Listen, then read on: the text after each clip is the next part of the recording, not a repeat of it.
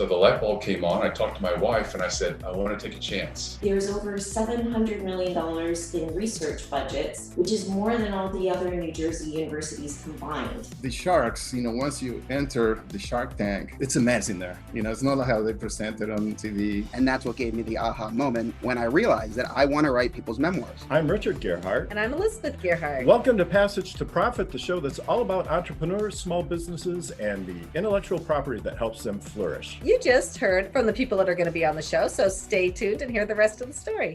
Want to patent your invention? The chance is near. You've given it heart. Now get it in gear. It's Passage to Profit with Richard and Elizabeth Gerhardt. Tonight on our show, we have Chris Myers, who's the president and CEO of Environmental Laboratories. And in addition to that, we also have Bavita Howe from Rutgers University. And Dr. Juan with a snack that your kids are actually going to like that's healthy for them. You got to hear all about this. And then Richard Squires, do you want to leave your kids a legacy that's not just money, that's something that can be passed down through your family for years? Well, Richard Squires with Life Story has the answer for you. I have lots of legacies that I want to pass. Lots of stories you wouldn't want in the book. And plenty of stories that they should never hear. I'm totally there. But before we get to that, let's do IP in the news. I was online looking at funny trademarks. At bestlifeonline.com, I found this article by Sarah Crow. So, did you know that you can even trademark the sound of someone's breathing? I did know that, but I didn't know that anybody would do that. Well, Lucasfilms did. They trademarked Darth Vader's infamous breathing through his helmet, and it was created by breathing through a scuba regulator. So, well, that's ridiculous. I mean, first of all, how can anybody trademark breathing? And I guess it is distinctive, right? So that's one of the requirements of trademark ability. But I'm surprised it's not generic because that sound has been used a lot in a lot of different places. Especially this last year. Could everybody on a ventilator. Since they can trademark smells, could they trademark his breath too? God, let's hope not. No. Well, I guess the moral of the story there is that you can trademark sounds and you can trademark smells if they are distinctive. So a lot of the jingles that you hear on TV, for example, Law and Order, dum, dum, dum, dum, dum, that intro is trademarked. But they only trademark it in certain classifications, right? So they probably only trademarked it for like use in movies and stuff, right? Right. You can't trademark it for all categories like human beings and stop them from breathing. Right. So anyway, trademarks are limited to certain classes of goods. So they could only trademark them for films, and probably toys is probably where they went with that one. So now on to the ex-royals. Yeah, the ex-royals, my favorite subject, Prince Harry and Meghan Markle. Of course, everybody has an opinion on them. So they're actually in a trademark dispute. I think they're getting off to a little bit of a rocky start when it comes to their branding. Their first trademark got axed by the Queen. I need a trademark attorney who helps with branding. When the Queen of England rejects your mark, you're in big trouble. So what was that mark again? I forget. What was it? What were they going to do? I think they were going to do Sussex something. Sussex Royal. Sussex Royal, yeah. Yeah, and I guess it wasn't just the Queen who complained. A lot of other people did too. So they came up with another name, and that was Arkwell. I don't know if it's Arkwell or Archwell. It has an E in the middle of it. And so they announced that they were going to brand their products with this name. And then all of these, pirates jumped in and started filing trademark applications before they got a chance to file trademark applications. Right. So somebody in the Philippines in July 2020 filed for jewelry, and the people in the Philippines that are fighting the royals said, you're going to love this because go ahead. Arkwell is now a registered trademark in the Philippines, and it's not a former British colony. English laws don't work here. So I point my nose in the general direction of the royals, ex-royals, and so there. So the moral of the story is, well, I guess the moral of the story is don't go public with your brand before you have your trademark strategy done. And trademarks are all based on use. So whoever uses the mark first is the one who gets it. And that use actually has to be in commerce. You have to sell something using the mark. And in the case of the Philippines, they do have registrations there for Arkwell. One of them is for deodorant. So I guess that cuts Harry and Megan out of the deodorant market. But if they were using Arkwell for deodorant before the Royals decided to announce their brand, then they're first. So it's all based on use, and whoever did it first is the one that gets the rights.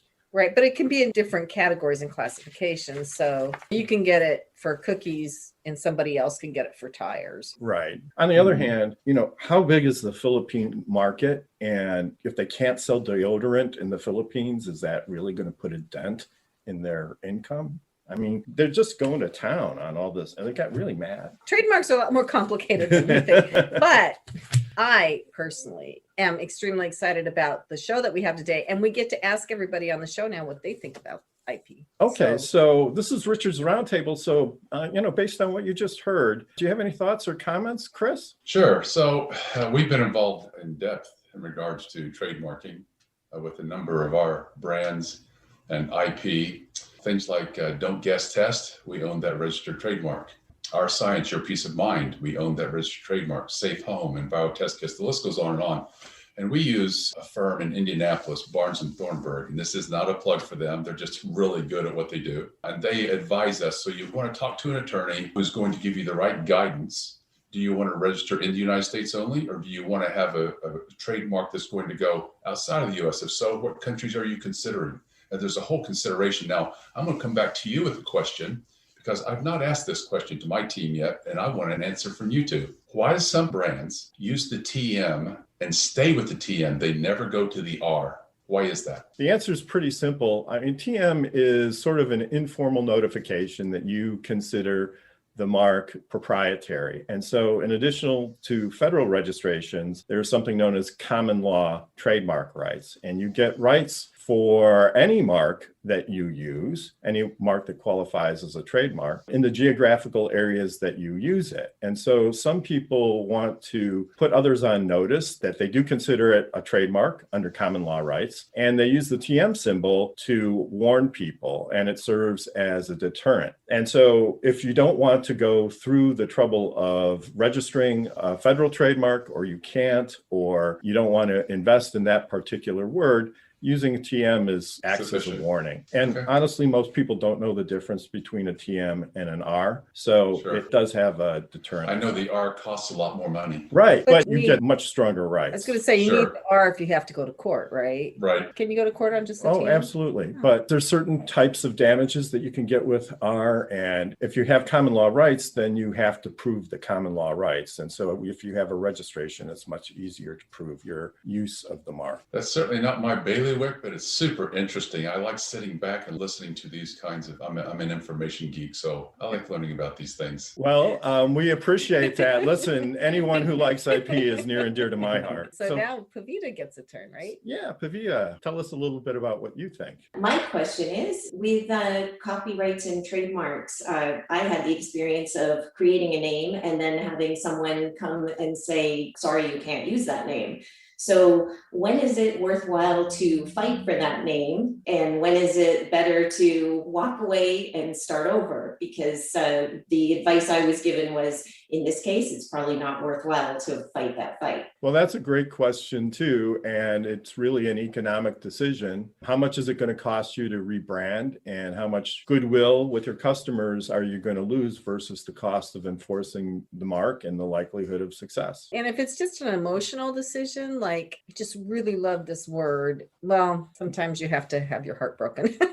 And so most of the time, what you've encountered, right, is it's better just to really do a good trademark search before you brand even. Right. Choosing a name, you should do a search, not only an online search, you should at least check the trademark office. And really, if you're serious about the business, you should have an intellectual property professional do that, because there's more to it than just looking for the same name. But at least as a minimum, you should do those two things. And then the mark publishes, after it goes through the registration process, third parties can contest the mark if they think it makes sense to do that. But we've had people who've had their marks for 7, 8, 9 years. They didn't really do a good job of searching it, and out of nowhere, somebody comes and accuses them of trademark infringement, and they've got a huge investment in goodwill, and they run up a lot of big legal bills because they don't want to change their name, but all the customers know them by that name, and they don't want to rebrand, but the other company doesn't want them to use the name that's so close. So involving a trademark professional early on can save you a lot of money down the road. It's worth the few $1,000s you might pay. That was a great point, Pavita. Thank you, and good advice too. So Dr. Juan. I got a comment on trademarks. I'd love to hear what your thoughts are. So we have a trademark, for instance, in our brand, Peanut Crunch, and also in our mascot. But recently I noticed that someone in Canada is using a similar figurine, just like we don't use as a mascot, for a product that is similar to ours. You know, it's a peanut containing product as well. We are a small company, so we don't have a lot of money to invest into lawyers or anything like that. What would be your recommendation in terms of addressing this? You know, they could potentially be copying me. Is it even worth spending the money? That's an interesting question, and it's a challenge for a lot of entrepreneurs when they run across a situation like that. One of the first things you want to do is find out if they're using it in the United States, and you want to try to find out when they started using it in the United States, because again, it's priority of use. So you may think that you have first use and they're copying you, but it may turn out that they came up with the same approach that you did beforehand. And so before you rattle their chain, you want to make sure that you know you have priority. And I have seen this come back in clients' faces where they accuse somebody of trademark infringement, and then they find out that the other party's been using the mark for 20 years and they've been using it for 2. And now the party they're accusing is demanding that they stop using it. And so if they're using it in Canada, it doesn't count in the United States. And Canada, I believe, is first to register country. So I would contact a trademark professional and get some more specific advice based on the facts that you could do, and just tell them that you're on a limited budget. And usually they can help you figure out a solution to at least move forward. But the major issue is, do you plan to sell in Canada eventually? And who got there first? If they did, then you may work out some sort of concurrent use agreement. Sometimes that's possible, where parties agree just to not go after each other. There's a lot of options. I will say Juan brought up a really good point, though. Just because you have a trademark in the US doesn't mean you have it everywhere. So you have to trademark your product in every single country in which you wish to do business. Right. Okay, Richard, you've been waiting so patiently. Well, it's been very interesting listening to this. I love to learn new things. Just thinking about Darth Vader's breathing, it's so recognizable. It's amazing. If someone was to just play a sound clip for me of hearing someone breathing through scuba gear, it's very likely I'd say, oh, that sounds like Darth Vader, which probably helps George Lucas's case. Thinking about Prince Harry and that situation, it's interesting to learn that, again, just what you said about having to register in each country. And I happen to have a client who I'm working with right now. I'm writing her memoir, and she's from the Philippines. She's from a city called Ozamis. And she was telling me how densely populated it is, and that actually Philippines is one of the more populated countries. So maybe it is a market worth fighting over. Thanks for bringing that perspective. Okay, so Kenya. Yeah, so it was interesting to also hear about the Darth Vader breathing thing. And it made me curious to know if there's ever been any media personalities, particularly in radio, because, there's a lot of distinctive voices, who have ever decided to get their voice patented or protected, or what you would, however you would do that, Richard. I don't know. I'm sure there have been trademarks from, like I said, show openings and closings can be trademarked. And so there's quite a few of those. Whether, radio personalities have sort of specific statements trademarked, my guess is there probably are. None come to mind right off the top of my head. I once thought it would be fun to try to get a design patent on William Shatner's smile. And I was going to approach him and say, look, I'll get a design patent on your smile. And he'd be the first celebrity with his face patented. And he would have gone for it too. And he probably would have gone for it. So there's a lot of celebrities who have their names trademarked. So that's very common. Really great idea, Kenya. I think that opened a whole new market up for Richard. Well, I was going to say, all the iHeartRadio personalities should go to Gearhart Law and find out. We've worked with DJ Envy on a project. He's a pretty cool guy, and there's lots of things to protect. Right. Anyway, I think it's time that we get on to our guest. Chris, welcome again to the show. Chris Myers. I am so excited. For people that don't know me, I have a doctorate in analytical and environmental chemistry.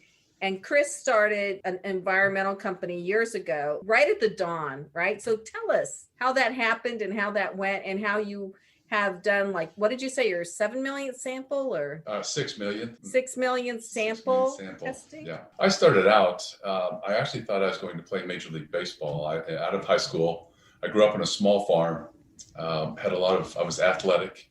I was fortunately good in the books too, but I was a male, young guy, and I wanted to go play professional baseball. So went to college, had a good round with it, had a tryout with the White Sox, and I didn't make it.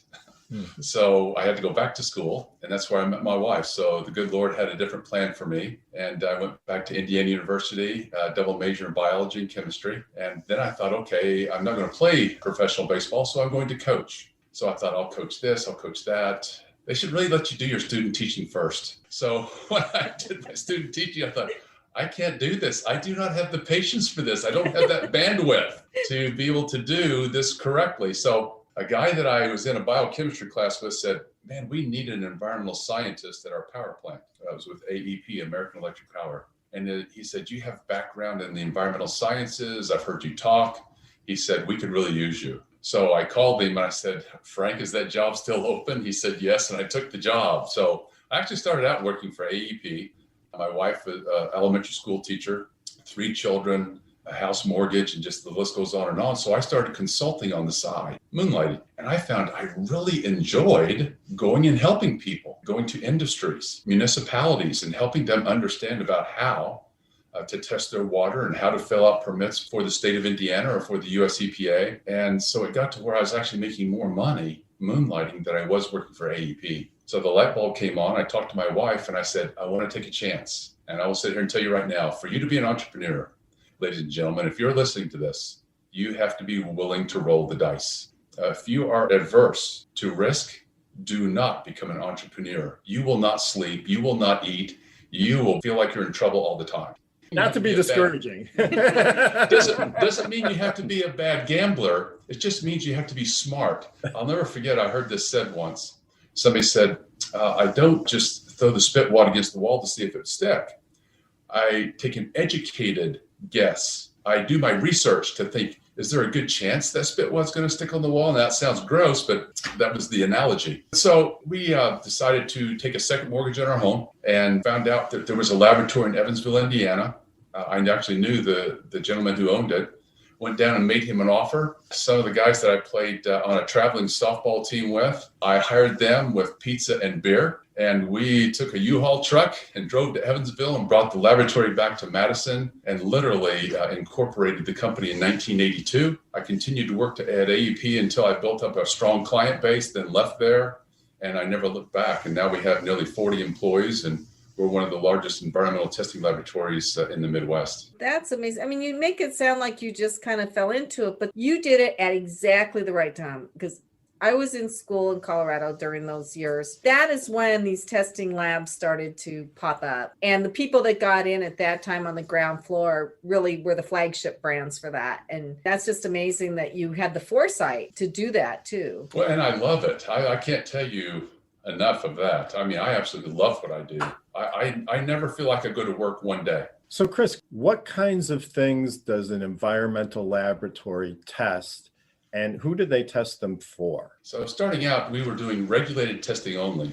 Regulated testing means that you're performing the testing for an entity that is required to have the testing done, like the federal government, US EPA, your state government, county government, city government, some agency that has control over your discharge of waste, solid waste or liquid waste, or the drinking water that you're dispersing to the end users. That's regulated testing. So we started out with regulated testing only. So that means if a company has waste or is contaminating someplace, they have to submit a report to the government to make Correct. Sure that they're compliant with government regulations. Or the drinking water too. Yeah, it's correct. You're both correct. Wastewater side, solid waste, yes, they have to send a report in. On the drinking water side, they also have to send reports in to make sure that they're providing good water to the end users. Of course, then you could get into talking about Flint, Michigan, Right. Wichita Falls, Texas, San Diego, California, Newark, New Jersey, where utilities had one or more employees that did not do their job well, or the infrastructure just imploded. And again, that's a whole nother conversation that I travel all over the United States talking about on the drinking water side. But drinking water is primarily what we do. 70% of our revenue is drinking water. And so as time passed over the years since 1982, it became very competitive, the industry for regulated testing. So you'll find this kind of a neat little story, but we started taking little 150 milliliter bottles, and we were taking them around to county health departments and soil and water conservation districts in Indiana. And we had a little system. And so we put these little colored dots on top of the bottles: blue, red, green, purple, yellow. And I think we even had a white dot. But anyway, so we called it the Rainbow Bottle Program because of the different colors of the dots on top. You were ahead of your time. Yeah. So we took these into these locations so that the general public could come in and take these bottles with the paperwork for free. They could just go and get them, take them home, call our desk Monday through Friday, give a credit card. We'd take their payment. They fill the bottle, fill out the paperwork, take it back to the county health department or soil and water conservation district. And we have route drivers that pick up samples. On the regulated side, well, we just had our route drivers stop by those health departments and the soil water conservation districts and pick up those samples. And that, ladies and gentlemen, is how Safe Home branded drinking water test kits for use by the general public came to fruition. We actually established a division called Enviro Test Kits, which we registered that trademark. Then we had a brand and started building these little test kits. If you saw the Rainbow Bottle Program versus where we are today, you can go to safehometestkits.com. You can go to Amazon. Our brand is everywhere. Menards, Home Depot. You can see Safe Home water quality test kits. If you look at those kits and then think about a little 150 milliliter bottle with dots on top of it, that was the evolution. Wow. Yeah. So we've gone from county health departments into retail, and now Amazon is amazing for us. We sell, I can't tell you, but a lot. We sell a lot of kits on Amazon. Well, a lot of people are concerned about their water. Right. So do people still need to send the kits in, or can they analyze, get a result right there? We have two platforms of testing. Do it yourself. We call it You Test It. So we have these do-it-yourself test kits that the consumer can buy. It'll ship to their home and they can test it at home and get the results there. Some of the tests are a matter of seconds. Other kits are a matter of minutes, but you get the results at home. Do-it-yourself testing is awesome for screening your drinking water to get approximate values of the parameters that you're testing. But if you really want to know the exact values, we have other kits that are called We Test It or in-lab test kits. And they can buy those online. They buy them out of the stores. They fill the vials, and we have free return shipping to our laboratory. They just drop it in their mailbox. The vials come back to our lab. We extract the vials, and we can test. We have a kit. You're not going to believe this. The Ultimate Test Kit. It tests for 200 parameters. You can, again, go onto Amazon, Home Depot, our website. The Ultimate Test Kit tests for 200 different parameters. That's bacteria, physical properties, inorganic contaminants, over 30 different metals, and over 150 different organic parameters that are carcinogens. The Ultimate Test Kit, it was named the best overall water test kit in the US last year by the Spruce, and again this year by the Spruce and Good Housekeeping. SafeHomeTestKits.com to find all of our kits. And again, we have 20 new kits coming out between now and Christmas, and we'll have more broad spectrum, including solids. We're going to offer kits where people can ship solids back to us to analyze as well. That was Chris Myers, and you're listening to Passage to Profit. We'll be right back after this commercial break. What are entrepreneurs' most valuable assets? Their passion and ideas. We can't protect your passion, but we can protect your ideas. Trust Gearhart Law to protect your ideas with premier patent, trademark, and copyright services. There's never been a better time to start your own business. Contact us at GearhartLaw.com. At Gearhart Law, we have years of experience protecting entrepreneurs' ideas and brands using patent, trademark, and copyright protection. So if you have a new consumer product, a new software application that you're planning to build or sell, or a brand or company name that you want to protect, contact the experts at Gearhart Law, www.gearhartlaw.com. Don't let the wrong protection strategy ruin your business. All of our attorneys are passionate about protection and are licensed and qualified to represent you before the United States Patent and Trademark Office. Don't start your project without calling us first. Contact Gearhart Law on the web at GEARHARTLAW.com. Together, we can change the world. This ad has been read by a non-attorney spokesperson.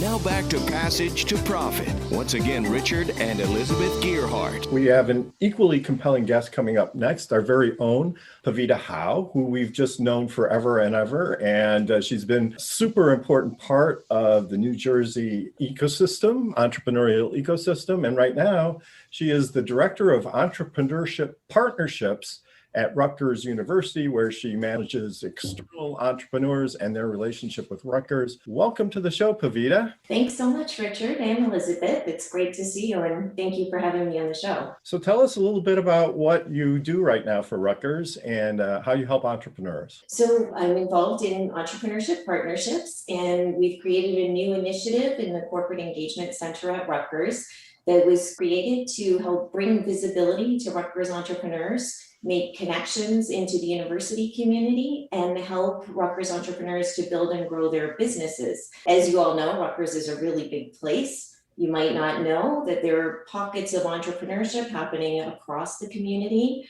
There are over 500,000 living alumni for the university, and many of those are entrepreneurial.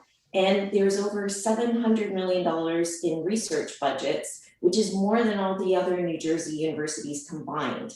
So there's a lot of innovation happening from faculty, students, and alumni.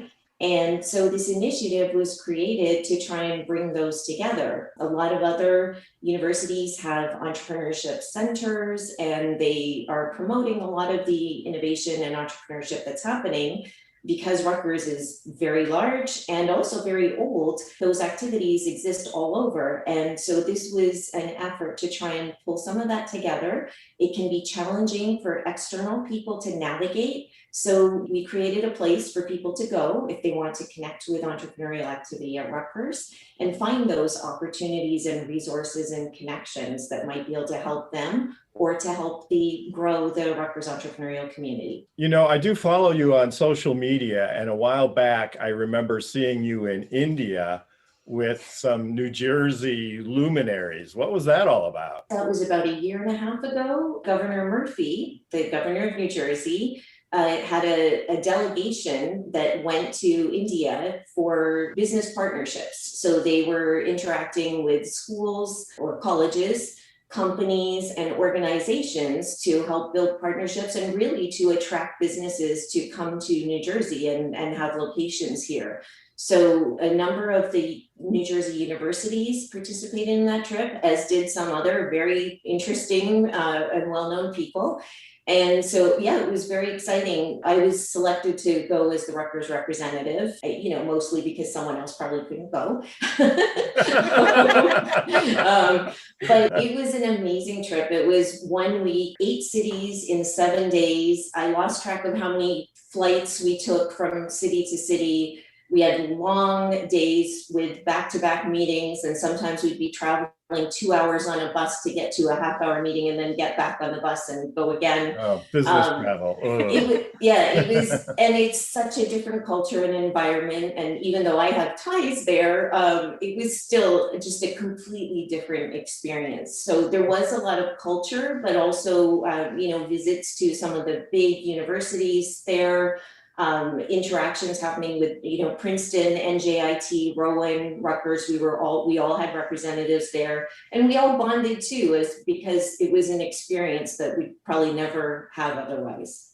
That's great. And, one of the things that we hear being located in New Jersey sometimes about the ecosystem is fragmented, but I think things like this can help bring the institutions together. So that sounds very positive. Why India? Well, they've actually had trips to other places. I know there's been a big initiative with Israel as well, but I think they look at what is similar or what makes sense for the culture in New Jersey. And in India, actually, the governor had a strong message about the economy, the culture, the community, the proximity to places like New York and Philadelphia and being in the Northeast corridor. I think by the end of the trip, we could have all repeated his speech because we heard it many times.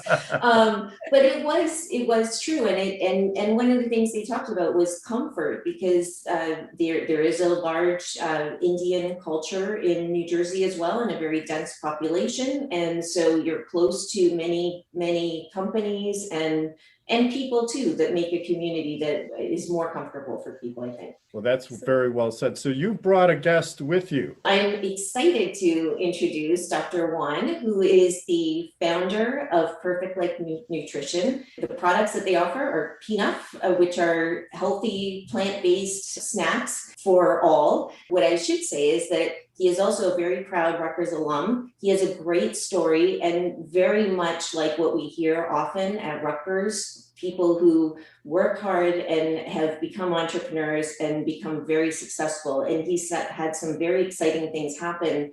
I did want to note, because we were having a conversation at Rutgers the other day, and someone said, yes, and one thing we always remember about Dr. Juan is that he participated in a business plan competition on campus, which I think was one of the first big moments for him related to Rutgers. And he's had many good things happen after that. So I'd like to introduce Dr. Juan. Welcome. I'm so glad you were able to join us as well on the show. And we'd love to hear more about your story. As Pavita mentioned, I'm a proud Rutgers alumni. I think I mentioned at the beginning of the show that I have 3 degrees and I'm working on my 4th degree already from Rutgers University. And I owe Rutgers basically every success that I've had so far. I'd like to introduce my company. Pavita mentioned the name of the company is Perfect Life Nutrition. The product that we make is branded Peanut Crunch. It's a baked peanut puff. And it's the first peanut puff that is actually made from navy beans, brown rice, and peanuts. As opposed to most snacks that are made from corn, our products are based with navy beans, which are way more nutritious. And what's cool about this combination, which is a proprietary blend that I came up with, is that it actually combines the different proteins from these plants, and it makes it a complete plant-based protein, which is very unlikely to find on not just snacks, but in food that is made from plants anywhere. And what it does is that it actually has the effect that it's supposed to have on muscle building, muscle recovery. So it's actually really good for people who are active. I think, Chris, you probably appreciate this since you're a professional baseball player. I did a lot of work with athletes in some of my past companies. I used to work for Power Bar. So I learned a lot about the nutrition needs of athletes. But one of the problems in developing products for these companies was that it was always geared towards the athlete. So the nutritional requirements of an athlete are very different from the regular person that is active. You know, maybe a mom that plays with the kids, or any of us that goes to the gym on the weekends and things like that. Yet they're being marketed, you know, to the mainstream. And it always bothered me that, you know, people were having these really high sugary bars, thinking that they're good for them because they see an athlete eat it. Well, it might be good for the athlete because their requirements are so much higher than us for energy. Or they're making money promoting the bar. Right. That could be possible. Right. But for us, it's just sugar that is going to turn into fat. So this is why I came up with this product. It's really geared towards the mainstream consumer, but it provides a benefit that is beyond just being a healthy snack. It's actually a nutritious snack. It provides really good, healthy carbohydrates, fiber, and protein, all from plants. I went on your website, Juan, and they look really good, and they only have 130 calories per pack. So it looks like it could be a decent diet food too, if you can use it as a protein. So I definitely am going to order some of these. But you were on Shark Tank. Can you tell us about that a little bit? Yeah, absolutely. I was in Shark Tank in October last year. That's when the show aired. We had actually applied to Shark Tank about 2 years prior. It wasn't until, last year that we got a call from the producer asking if we're interested in participating in the Shark Tank. And I was like, of course, hell yeah. They thought that the product was very interesting and very unique. Apparently we were selected, among thousands of other food products that were submitted. Mm-hmm. One of the cool things and stories that you don't see on the show itself, if you see it, is that the sharks, once you enter the Shark Tank, it's a mess in there. It's not like how they present it on TV. Everybody's talking and everybody really wants to figure out whether the company that they're talking to is a good investment. And Mark Cuban, is one of those guys that just kind of sits back. I don't know if you noticed that in the show, but he sits back and he just observes, and he kind of takes a lot of information from what everybody else is asking. But there's something going on in his head, and I feel like he knew what he wanted. Actually, his wife had actually tried my product before, and he had tried it and he loved it. So after 20 minutes of all the other sharks kind of discussing and asking me questions, he just came out and said, "Hey, I tried your product before. We love it. I would like to make you an offer." Wow. It's been a fantastic segment. Unfortunately, we have to take a break, and we'll be right back with more Passage to Profit right after this. So find these products at pnuff.com and do go find them and try them. Right. Yeah. Amazon as well. We'll be right back after this. Hi, I'm Lisa Askley's the Inventress, founder, CEO, and president of Inventing A to Z. I've been inventing products for over 38 years. Hundreds of products later and dozens of patents. I help people develop products and put them on the market from concept to fruition.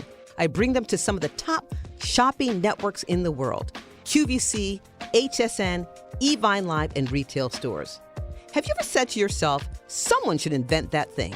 Well, I say, why not? Make it you. If you want to know how to develop a product from concept to fruition the right way, contact me, Lisa Askley's the Inventress. Go to inventingatoz.com, inventingatoz.com. Email me, lisa@inventingatoz.com. Treat yourself to a day chock full of networking, education, music, shopping, and fun. Go to my website, inventingatoz.com.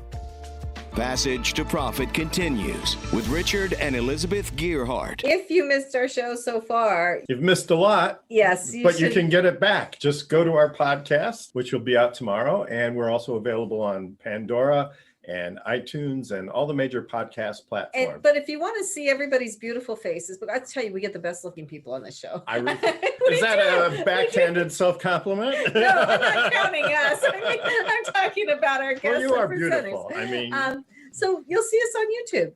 And some of the visuals that people gave us cut into our YouTube presentation too. So go to our YouTube channel, Passage to Profit Show, and you can see the show there. Sounds great. Who's our Without next further guest? ado, I have spoken to this person before, Richard Squires. He has life story. And I was like, you have to come on the radio show. Everybody has to know about this because this is so cool. So without further ado, welcome, Richard. Thanks so much. Thank you, Elizabeth. Thank you, Richard. So my company is Life Story. I'm the founder of Life Story. I'm a writer and a storyteller. And at Life Story, I write your memoir for you or for your loved one. I'm showing a picture right now of a recent book that I wrote. And if you want to see the image, check out the YouTube video. Many people have had the idea that they would love to tell their story and create a legacy that their family will have for always, but they find it difficult putting pen to paper. So that's where I come in. And how it all began for me is a story in itself. I had a light bulb moment because I grew up with a very close-knit family. And my grandfather was always sharing stories. He was in World War II. All my family members shared stories, but there was this one story that my grandfather told that really captured my attention. And that's what gave me the aha moment when I realized that I want to write people's memoirs. I knew that this was my path and that writing people's memoirs would fulfill their dreams and fulfill mine. So the best way to describe Life Story is to walk you through a day in my life. On a day-to-day basis, I typically meet with my clients. During COVID, it's been mostly virtual. The first interview is where I guide my clients with questions to help prompt them to recall times in their life. It's funny because a lot of my clients say that they've dreamed of writing their memoir and they've even started writing their own memoir, but they learn it's a difficult task. So for people who have started their own writing, I weave that into their books. And interviews can also include family members and friends who have stories to tell.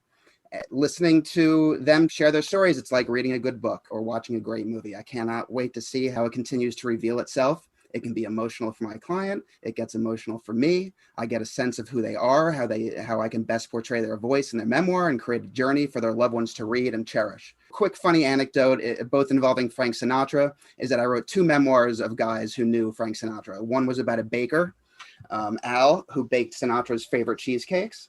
And another client of mine, his name was Lionel. He was a business mogul who knew many different people, and he was friendly with Frank Sinatra.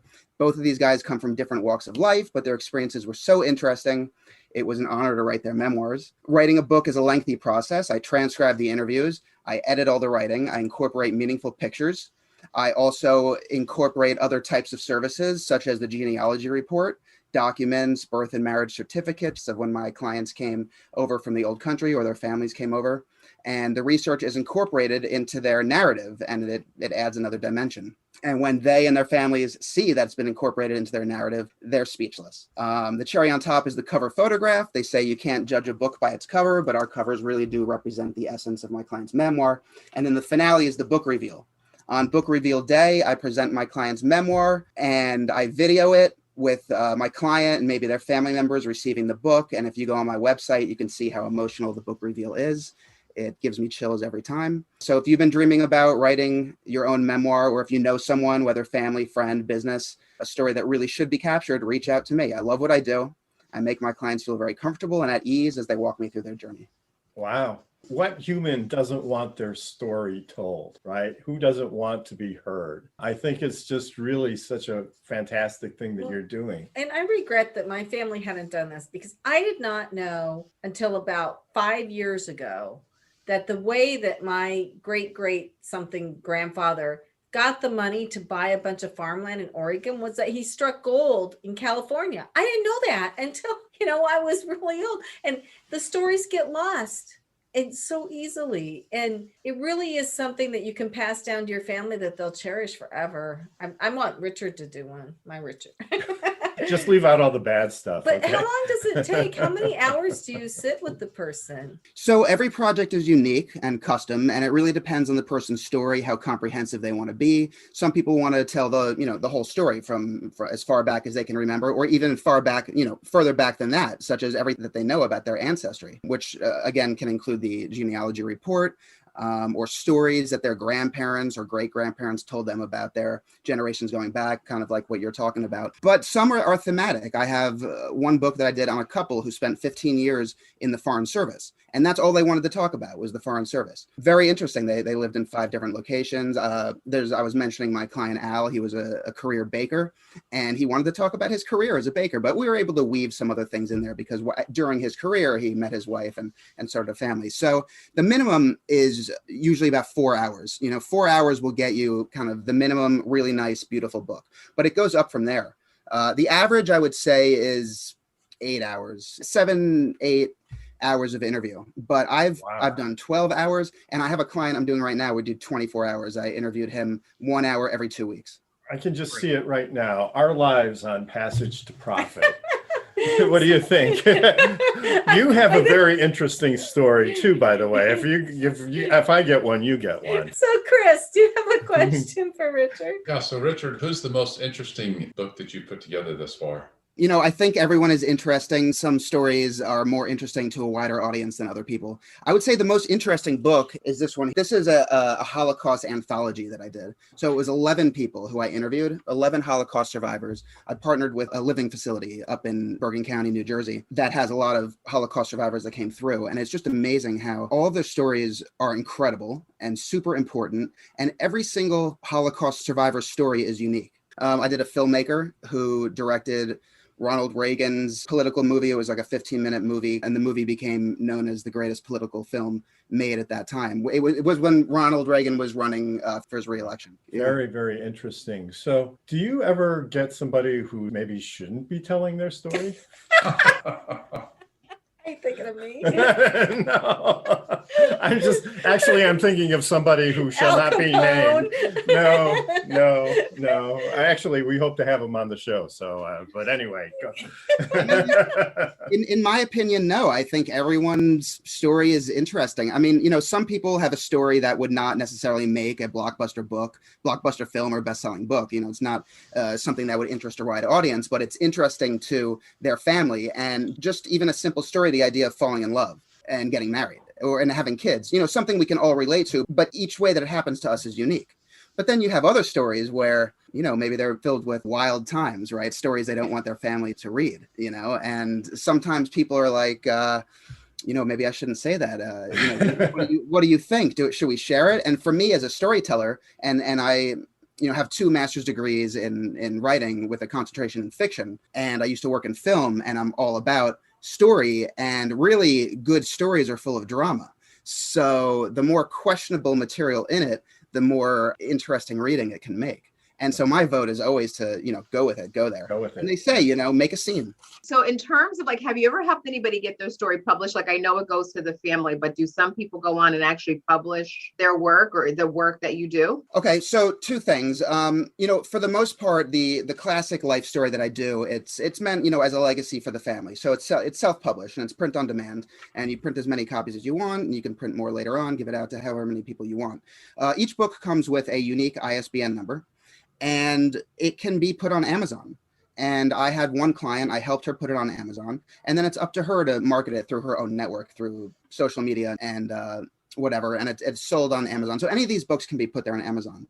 But that being said, I do have a number of clients I'm working with whose books have commercial potential. And I love the idea that some books can be resources to other folks who may be starting a journey that the author who I'm working with has been down that journey and can provide as a resource. So those kinds of books have commercial potential. I'm also talking with an ex-NFL player. Hopefully I'm going to do his book for him. So that's always exciting. And for some of these nonfiction books, what you want to do traditionally in nonfiction publishing is write a proposal. A proposal includes 2 or 3 chapters plus other aspects like a table of contents, synopses of each chapter, plus some market research about the competition, book concept, things like that. I have got so many pictures of the cat with Richard that would be just great in his memoir. They're so embarrassing. All right, now it really is time for a commercial break. Okay. So thank you very much. You're listening to My pleasure. Thank you. Profit. The And Inventor Show we'll- on WOR 710. And we'll be back with more stories after this. There's never been a better time to start your own business. The opportunities are infinite and only limited by your imagination and enthusiasm. At Gearhart Law, we believe the most successful companies all have one thing in common. They start with a solid foundation first. Gearhart Law has years of experience protecting entrepreneurs' ideas and brands using patent, trademark, and copyright protection. So if you have a new consumer product, a new software application that you're planning to build or sell, or a brand or company name that you want to protect, contact the experts at www.gearhartlaw.com. Our professionals will create a custom strategy designed to fit your needs and your budget. All of our attorneys are passionate about protection, licensed and qualified to represent you before the United States Patent and Trademark Office. Don't start your project without calling us first. Visit gearhartlaw.com. Together, we can change the world. Visit GEARHARTLAW.com. This ad has been read by a non-attorney spokesperson. Now more with Richard and Elizabeth. Passage to Profit. And coming up next, we have Kenya Gibson with her Power Move segment. Yeah, so access to insurance is crucial to the success of any business. And Russell Westbrook, who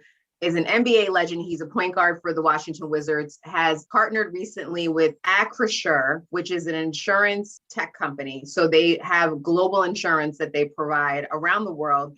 And his role is focused on providing access to insurance for products for minority-owned businesses. So he saw there was a need and there was a gap in the market. So he decided to partner with Acrisure along with Russell Wilson and Sierra.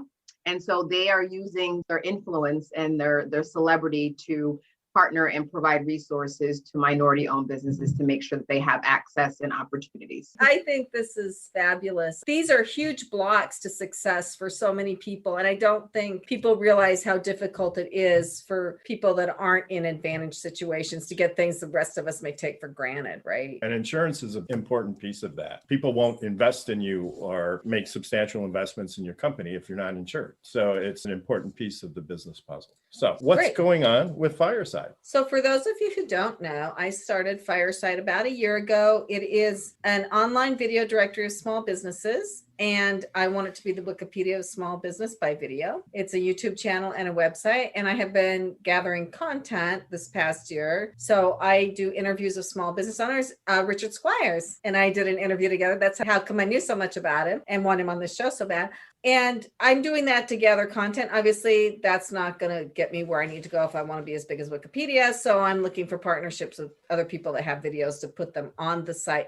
I have to tell you, the interviews I'm doing are so much fun. I did one yesterday. At the end of it, the guy was like, "This is the most fun interview I've ever done with anybody." And I was like, "Yeah, I thought it was a lot of fun too," because It's fireside, like fireside chat. So anyway, I'm keeping going. I'm still in phase 1, which is content creation, but hopefully phase 2, which is marketing, will start pretty soon. And that's it for our official presentations tonight on Passage to Profit. But before we leave, we'd like to ask our guests for a few final parting comments. So Chris, what's your take and what's your advice to the audience? Being part of this Passage to Profit was fantastic. Thanks for inviting me.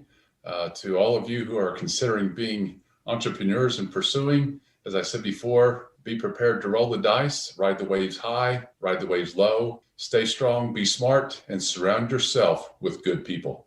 Excellent. Perfect advice. Pavita? I'd like to say thank you also for having me on the show. I've learned so much. It was great to be here and to have Dr. Juan with us. Advice to entrepreneurs, do what you love and you'll enjoy working every day. Entrepreneurship is a journey and it can be so much fun. And finally, Kenya. Yeah, I will second those comments. I just love the creativity that was brought forth today on the show, and just keep creating and keep dreaming big, because there's some great things happening out there in the world. Well said. So let's run through the websites of everybody that was on the show and how you can get a hold of them. All right. Of course, you can go to YouTube and see this on our YouTube channel. But our guest was Chris Myers, who 40 years ago decided to allow people to test for contaminants in their drinking water, and has built it into this huge business. And as an entrepreneur, he tested the waters.